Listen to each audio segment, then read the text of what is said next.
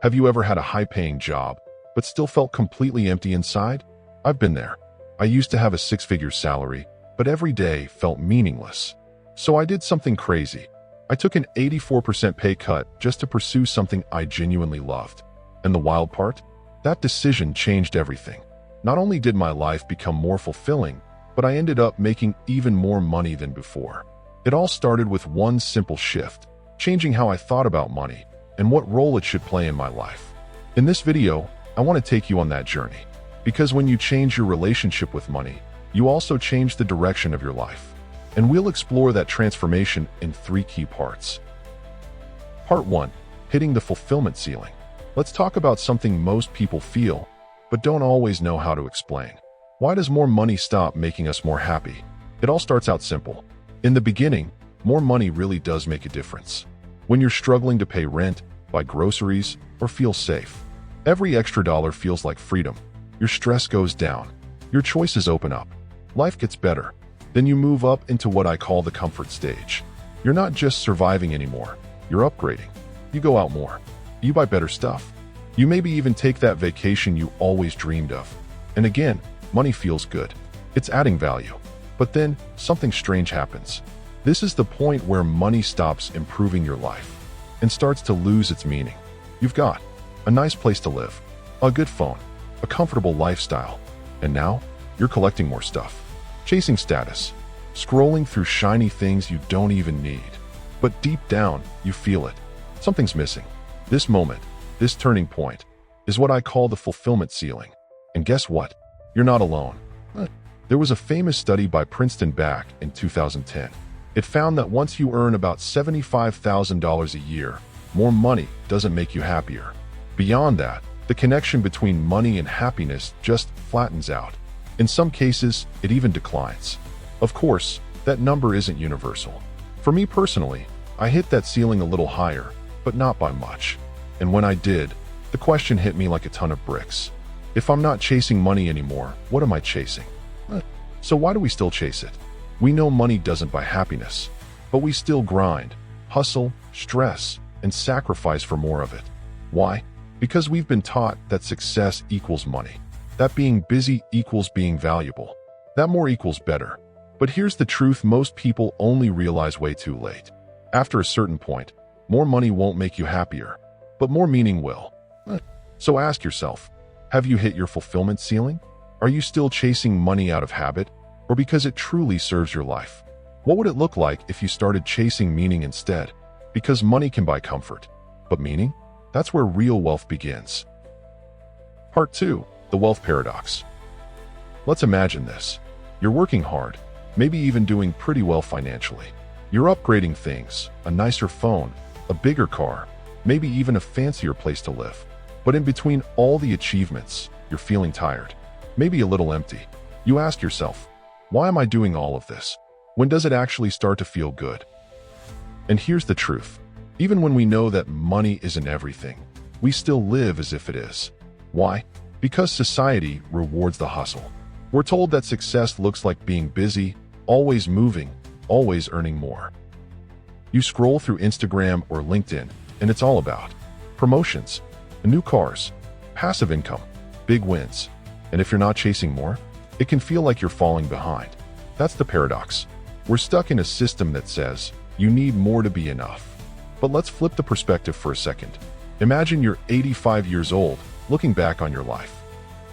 What will you remember? Will it be the 10-hour workdays? The money in your bank account? The luxury items you collected? Or will you remember the moments you laughed with your best friends? The time you spent with your kids or partner? The day you finally chased a dream you were scared of? The courage to live life on your terms? That's exactly what Bronnie Ware, a palliative nurse, discovered. She spent years with people in their final days and asked them about their biggest regrets. And you know what? Not one single person said, "I wish I made more money." They said, "I wish I had the courage to live a life true to myself. I wish I didn't work so hard. I wish I let myself be happier." Their regrets weren't about wealth. They were about meaning, freedom, and joy. That's what makes this a paradox. We already know what truly matters, but we let money take the driver's seat anyway. We put off dreams, We ignore what our hearts are really telling us. We spend our best years earning instead of living. But here's the beautiful part. It's never too late to step off the treadmill. You don't have to wait for a crisis to change direction. By checking in with yourself regularly and asking, is this life I'm building actually the one I want to live? You can start making small, powerful changes. You don't need to give up money. You just need to stop letting it define everything. Because the goal isn't to have it all. It's to feel whole. Part 3. Aligning money with a meaningful life. So here's the big question. How do you make money work for you, instead of being controlled by it? Let's break it down into 3 powerful steps that anyone can start doing right now. Step 1. Start with your life vision. Before we even talk about money, let's zoom out. Ask yourself, what kind of life do I actually want to live? What makes me feel alive, fulfilled, and at peace? And I'm not just talking about your dream income or fancy goals.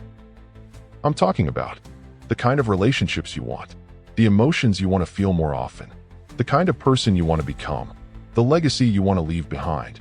Once you get clear on what you truly want out of life, everything else gets easier. Here's a game-changing rule to live by. Every financial decision you make should support the life you want to build.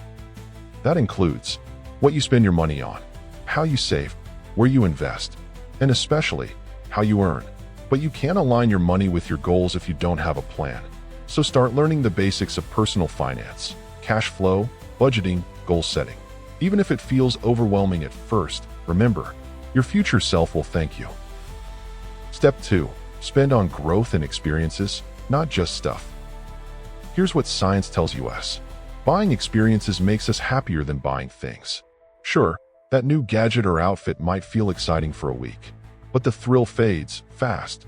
On the other hand, experiences stay with us. Learning a new skill, taking a road trip with friends, starting a side project or passion business, attending a workshop that inspires you. These things expand who you are, not just what you own. And here's a secret. Even investing in your own growth is an experience. When you pay for a course, a mentor, or a book that shifts your mindset, you're not spending, you're upgrading your future. Every time I feel stuck, I invest in learning something new. And the return? It's not just more income. It's more confidence, clarity, and joy. Step 3. Think in terms of time, not just dollars. This one's a total mindset shift, inspired by the book, Your Money or Your Life. We usually think of money in numbers. But what if you started thinking of money as life energy? Here's how it works. 1. Add up your real work costs, not just hours, but the commute, lunch, work clothes, recovery time. 2. Figure out your real hourly wage. 3. Then, next time you want to buy something, ask yourself, is this worth 10 hours of my life? Not just $10, 10 hours. That question hits hard, because suddenly, it's not about the price, it's about the trade. You're not just spending money, you're spending your time, the most valuable thing you have. Once you start thinking this way, you naturally make smarter, more aligned choices. Money is a tool. It should help you build the life you want, not distract you from it. So ask yourself, is my money going toward things that make me grow? Does my income reflect the life I want to live?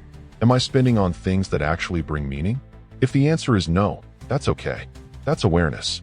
And awareness is where transformation begins. Because at the end of the day, it's not about being rich. It's about living richly. So let me ask you this. What's one thing you're going to do differently after watching this video? Take a second, really think about it, and let me know in the comments below. I'd love to hear your thoughts. And hey, if this kind of content speaks to you, you won't want to miss the next video. We're diving deep into why so many people feel like they're always behind financially. And most importantly, how to finally break free. So hit that subscribe button, turn on notifications, and I'll see you in the next one. Until then, stay mindful and stay true to the life you really want to build.